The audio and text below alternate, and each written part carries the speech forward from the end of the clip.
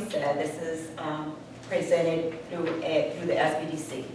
But what some people don't realize is that the SBDC is a cooperative agreement, has a cooperative agreement with Northwestern State University, which is our host university, through the Louisiana Economic Development and the Small Business Administration, the SBA. So when you call our office, understand we're not the SBA. We are the Small Business Development Center, and we work with the SBA. Okay.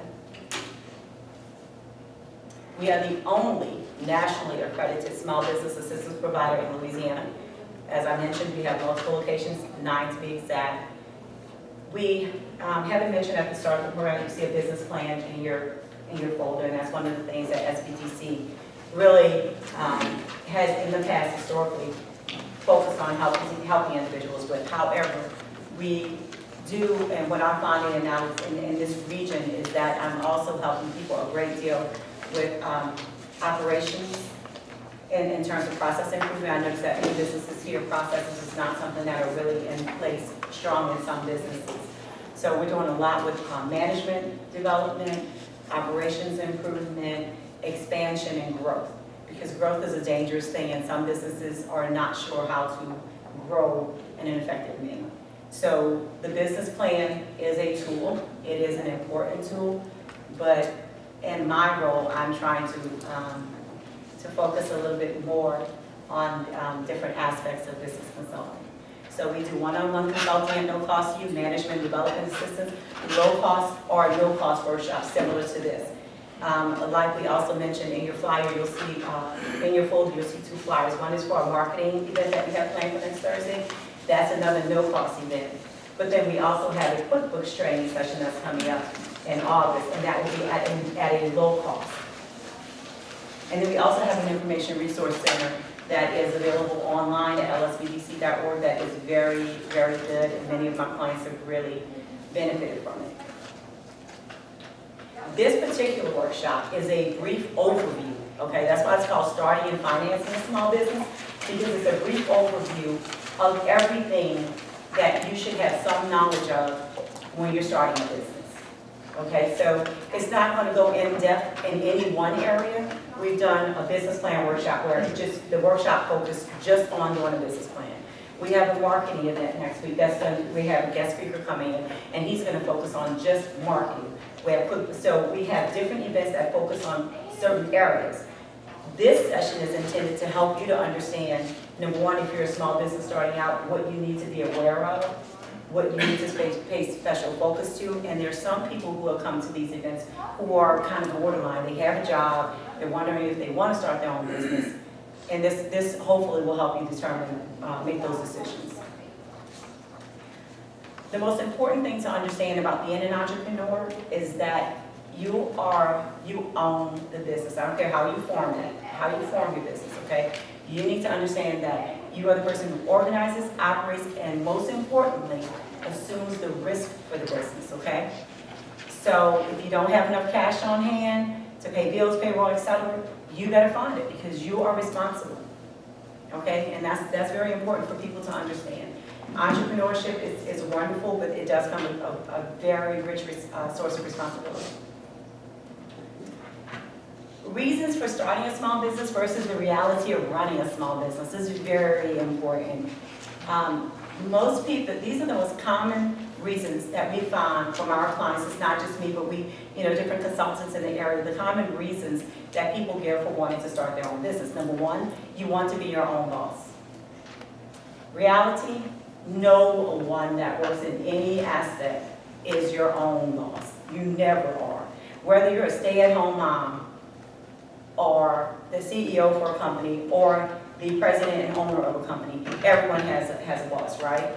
If you're a stay-at-home mom, your family is your boss. They guide your activities. If you are CEO of a company, your shareholders are your boss. Your board of directors, that's your boss. If you own your own company, who's the boss? Your customers. That's right, your customers. They drive whether you succeed or fail. So you need to be aware of that. You want to fully use your skills and knowledge. Now that was me way back when. I own my own company. All consultants, every consultant that you come across in SBDC, they have owned their own business, okay? We either did or still do. I still do. And that when I started off, I remember way back when I was like, oh no, this job is just holding me back. I want to use all my skills and knowledge. I want to be that person, you know? So what I quickly found out is, well, you know, maybe I don't get to use all of them as much as I thought I would. Because you have to be the receptionist. You have to be the cleaning lady. I mean, when you start your own business, you are it until you are making enough money to afford someone else. You're it in every aspect. From the grunge duties to the on the spot, on the dime, you have to make a decision now, tough decisions. Even to the point of whether you're going to retain or release employees. You have to be able to do it all. You want financial independence or increased income. The reality is some small businesses never make a profit and many, many fail. Many fail, especially in the food industry. Restaurants and things like that tend to fall because the competition is so intense.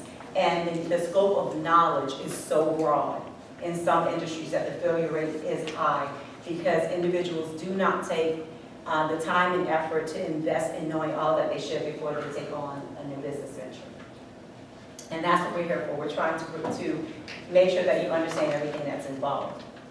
You want to be in control of your life. To this day, I'm a small business owner. I am not in control of my own life.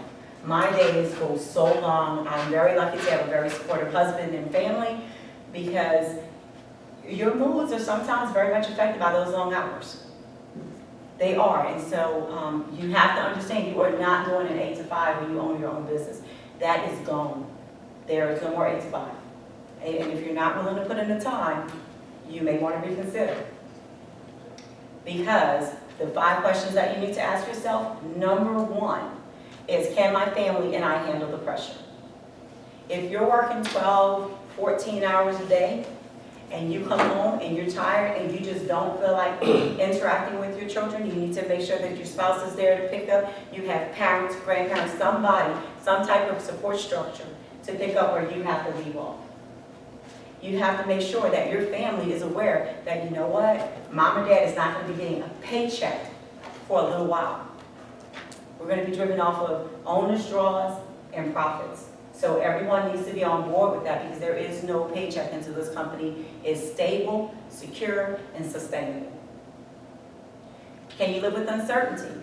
Are you the type of person that your self-perception, your self-worth is determined by your accomplishments? If you are, you need to reevaluate exactly what a small business entails because if it fails, it doesn't mean that you as an individual fail, and you can't take it personal, and your life cannot cease to continue because this business venture failed. You have to be a person that can roll with punches, learn from your mistake, pick up, reevaluate, and move on. Because businesses do fail. Out of everyone in this room, I pray to God that each one of you will be successful, but statistics show that many of you will start a business venture and it will not succeed. That's okay. It's okay, it's the American way. What makes you strong is being able to recover from that. And we do help many businesses that are in that situation. Can you handle multiple roles? Like I said, be able to do it all. But you're going to see how that's even more important when we talk about management structure and key investors. It's very important that you be able to handle multiple roles or have them filled by people who can. Can you separate, do you have the stamina to handle the hours? So you have the support structure, you have the family support, but are you personally capable of putting in the long hours? Are you a person who can make sure that, okay, this tool that I'm using to accomplish everything that I need to accomplish, I'm capable of making sure that I attend to this tool as well, which is your personal well-being. You have to make sure that you stay healthy and exercise and capable of functioning. If you're a person that tends to neglect yourself, reevaluate that and realize that for your business, you are one of the most important tools that you have. So you have to take care of yourself. And this one I love. This one is my idea of practical? Many people come in and they come to me and they say, Maria, I have the best opportunity. It is wonderful. It is an opportunity. I can't pass up to somebody. It is a cash cow. Well, that's really great, except are you in that industry? Do you have any experience, knowledge, or capabilities or skills in that industry? If you don't, then it may be a really good opportunity for somebody, but maybe not for you. So that's a really important thing to ask yourself. Where will I get the money? And we're going to talk about this later in much more detail, because you have to have capacity, which is the ability to repay in the case of default by the business. You have to have creditworthiness, which means it's self-explanatory. You have to have decent credit. You have to have proven that you're able to pay your bills and that you know how to manage your wealth. And most importantly, you have to have collateral. And collateral is just that, it's assets that you own. Am I good with details? Now, I've had clients when I bring this up, they said, well, Maria, nobody is good at everything. Well, no, you don't have to be good at everything, but you do have to be capable of knowing when you're not good at everything. You have to know where your strengths and weaknesses are. And starting your financing and the business plan, in the business planning and things like that, I talk about SWOT analysis, where you talk about your strengths, your weaknesses, your opportunities and threats. It's very important. Don't discount the homework aspect of it. You have to ensure that you know where you're strong and where you're weak, so that you can compensate for it. Know when to ask for help. And once again, you say it comes back to how will this affect my family. We put a lot of emphasis on that because we do see a lot of failures due to people overlooking that important fact. I'm not getting funding, I don't need a business plan. Many people say that. Many people say that. And that's not true. The business plan is not about funding. The business plan is just that, it's a plan. It's to help you map how your business will run. If you look at the outline in the business plan, in the folder, it tells you, what's your business description. What's amazing is that many of my clients, when they come through, this above anything else is where they get stuck. Because they have a broad idea of what they want to do, but they haven't taken the time to actually think it through. You have to know inside and out what you're doing and why. You have to be comfortable in that, because if you're not and you can't convey that to potential investors or lenders or your customers, most importantly your customers, then you're in a bad spot before you even start. And that's why we encourage people to do this part. And this section is the one that I get the most feedback from my clients, because once they get through that, the other sections they're kind of like, oh, okay, well, this makes sense now. The next section is the marketing plan. Well, you see where this is going. If you don't know your customers, you don't know your product, how are you going to market it? And who are you going to market it to? Management team. Remember, I spoke to you a little bit earlier about the management team and why it's important to know who's on your management team. Financial plan and appendices. We're going to go touch on each of these a little bit more. So your business plan overview, just for an overview, your business plan is really it's a map. You provide all the information for your company, the owners, regardless of how your company is structured. We put owners here, but it may be members or shareholders, whatever. But you need to, make sure that's included in your business plan. The type of business you are, we have many people who come in and don't know which industry they fall into.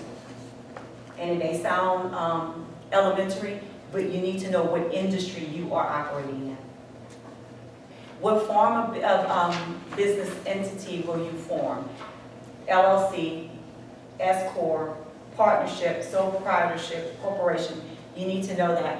What I have found, now this is SBDC, okay, but what I have found is many of my people, what we're doing is working through the business plan, and then once we get through, if it's a startup, we're working through the business plan, and once we work through it, and we determine who their investors are, what their line of business is, how much we expect their revenues to be, whatever, then we're determining what their business form is. We're working through the business plan for many startups first, because when they come in, they don't know what form they're going to make. So we work through the business plan, they talk to their attorney, we consult with the CPA, the attorney, whatever, and then we decide, okay, this is the best way for you to form.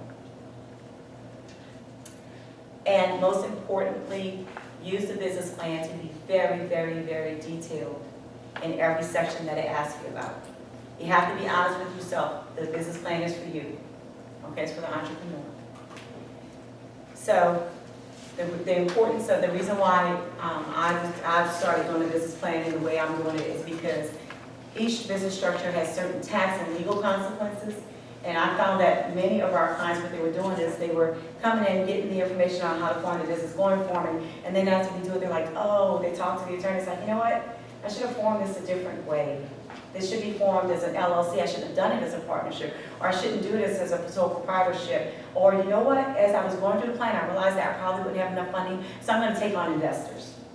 Well, all of that, you know, you need to work through all that, know what you're doing first, then we can form it and get all the advice you need.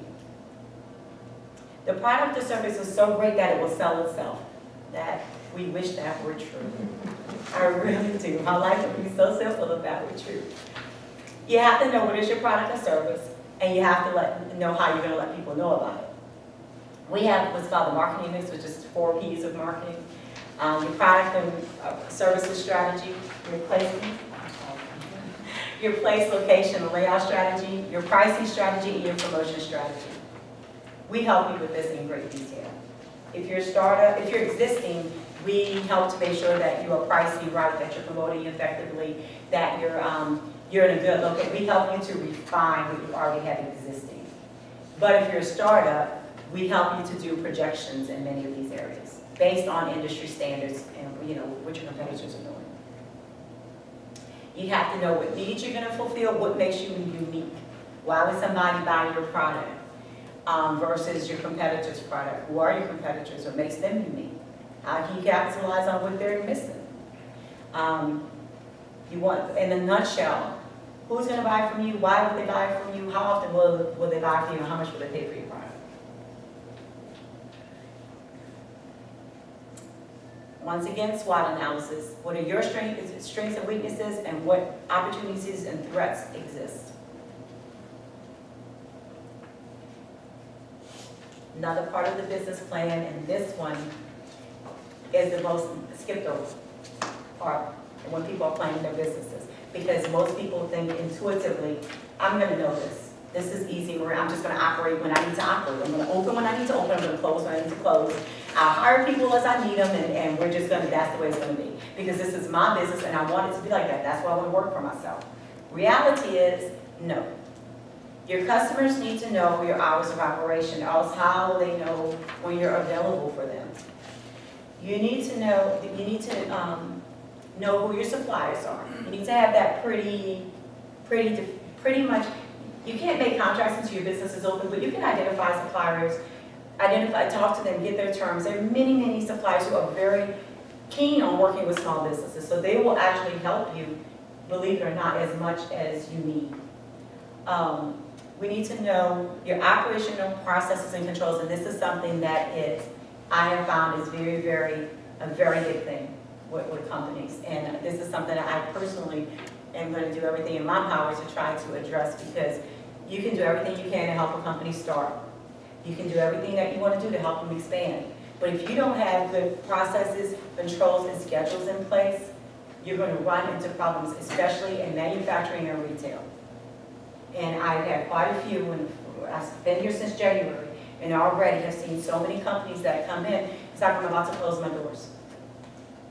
They come in and they make a phone call, and they'll tell me, Maria, I have one that's about to, they really need to see you ASAP, can you shift your schedule? So sometimes if you make an appointment with me, and either Heather or I call you and we ask you, can we reschedule you because the consultant has a conflict? Sometimes, please be understanding, it's because we have a company like that will call and say, I'm about to close. I can't make rent this month. I can't pay my people this week.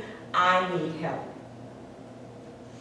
I have one customer that we probably will not be able to save, and it's because he refuses to listen. It's not just me. We've had other consultants come in from different locations to try to speak to him. He is what we call in the industry an uncoachable client. A very good business, very great potential, but if you don't run it right and you don't put processes and controls in place, you are not going to, you will not succeed. So I harp on that a lot. You have to know who your employees are, whether they're going to be full-time, part-time, what wages you're going to pay them, what their schedule's going to be like, what their skills, assets, what are they going to contribute to the business. You have to know that, because if I'm a lender, or if I'm an investor, or even a potential resource partner, if you don't know that, I'm going to wonder about how much have you planned, how legitimate is this business, if you don't even know who's going to work for you. And most importantly, how is your product or service priced? Not just how much will you charge, but how did you determine how much you are willing to charge? And there's an important distinction there. You can walk up to anybody and say, I'm selling you this widget for $20.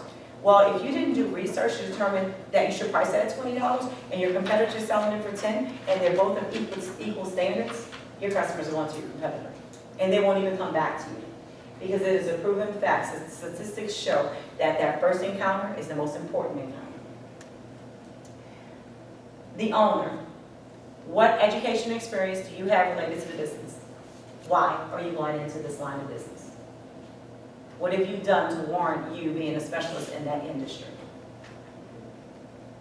Whatever you lack in education experience, how does your management team compensate for that? So if you are in the restaurant business and you've always worked front end, you understand the back end going on, but you've mostly been a front end type person. You've mostly dealt with servers and customers and things like that. You know what goes on in the back end. You understand how it's supposed to work, but you've never really been hands-on. I would strongly advise that one of your persons, one of the people on your management team, one of your key stakeholders have really good back house experience. You have to compensate and be able to show to anyone who's interested how it is effectively managed. Once again, employees, how many the type, and most importantly, what kind of training is required. If you're in the healthcare industry, for example, there is mandatory training. You need to show here that you're aware of that training, you have accounted for it, you're budgeting for it, you understand what your employees need.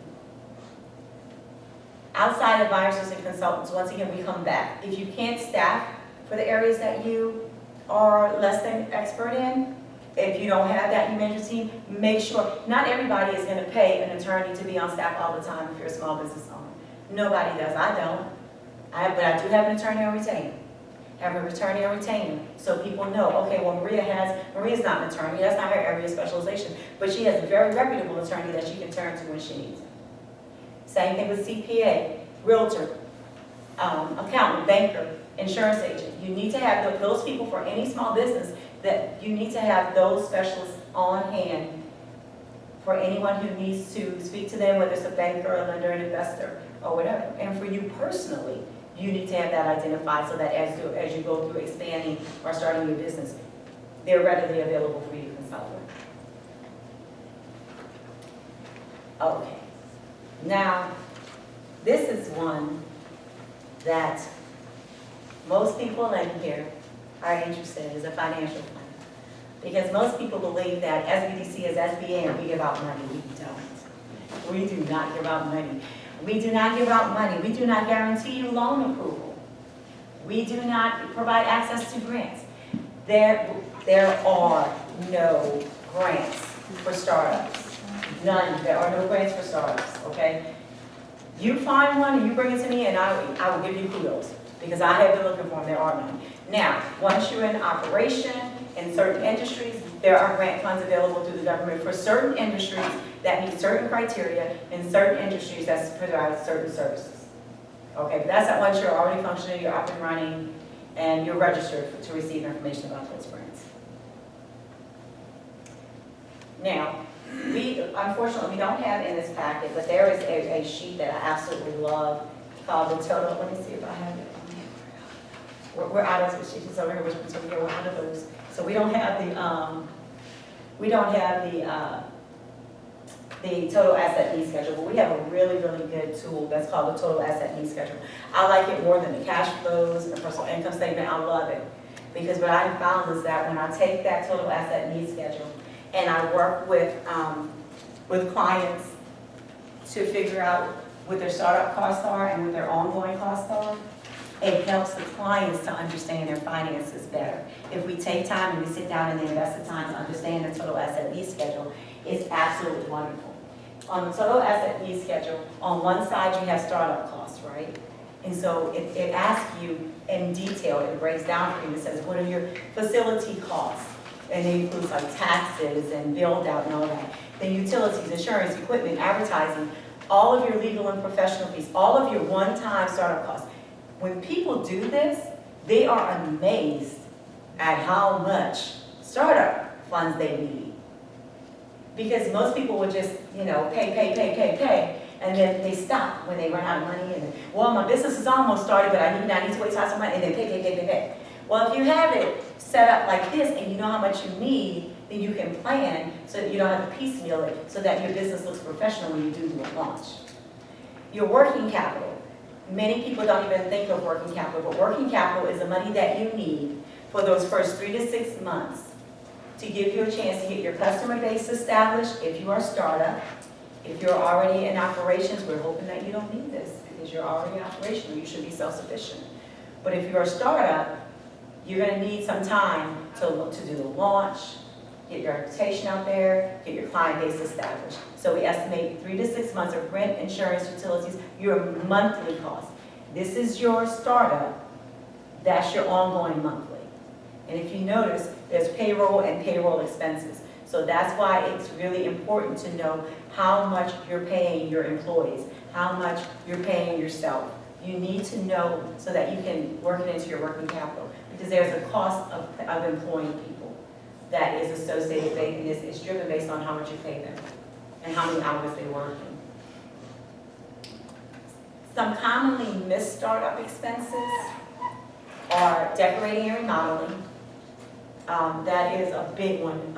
People don't actually, when they think of leasing a facility, they'll say, well, we're going to lease it as commercial, you know, and it's ready. I mean, it's where I need it. I'm not going to need any decorating or remodeling. Well, aren't you going to paint it?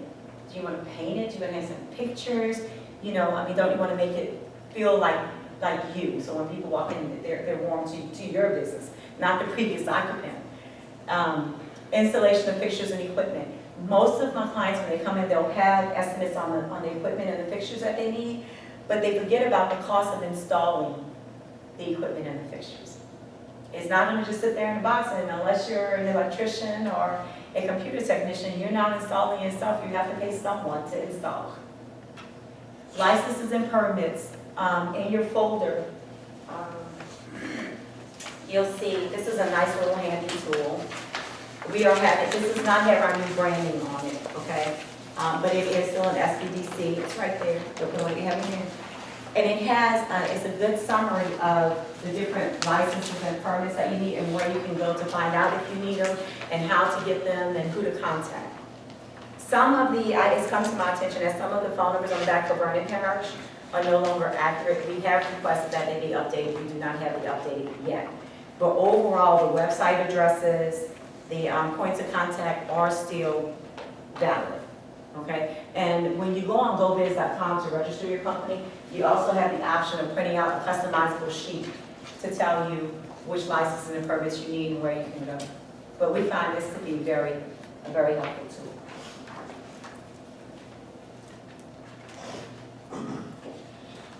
So where is the money? What sources do you have? Because you know there's no rents, right? We've already established that. So the most common ways that people fund their business is your own money.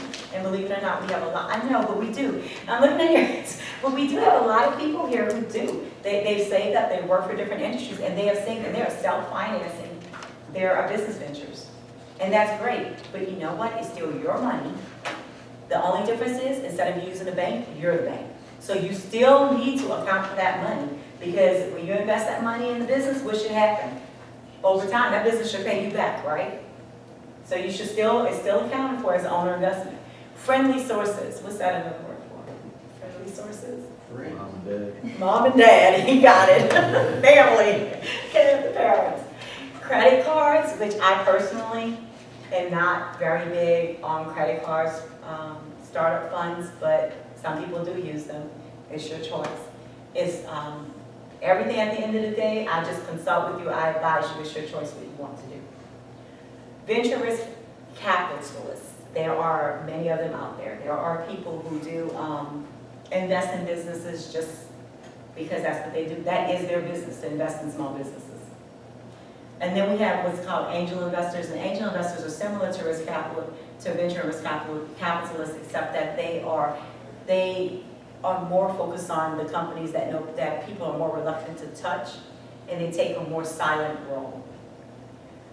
Banks, of course, we all know about banks and credit unions. So one thing I need to add on here is credit unions, because I love credit unions, and credit unions are starting, there was a certain period of time where credit unions are really backed off after the market crash of doing small business loans. They had reeled it in quite a bit. They had stopped doing as many business and home loans, and they started just focusing on personal. Well, now they're rolling out the red carpet again. They're getting very, very, very involved in small business loans, and they're great because they're community-based.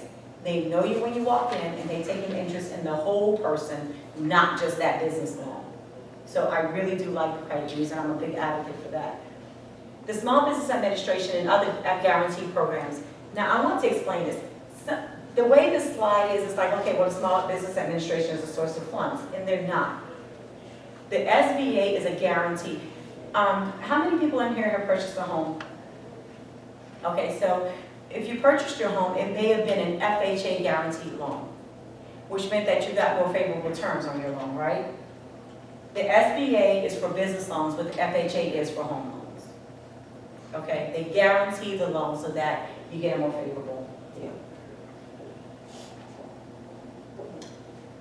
So the things to be really aware of when you're qualifying for a business loan, and I touched on this earlier. Remember I said we're going to talk about credit, capacity, and collateral a little bit more later. Well, this is why. Okay, when you qualify for a business loan, it's just like any other loan that you qualify for, yet more stringent, because your credit, it needs to be pretty strong. I mean, you need to, because this is not for you personally. You're asking the bank to take a risk on a business that has not started yet. Okay, so you need to really be able to prove that you can pay your bills and you know how to manage your money.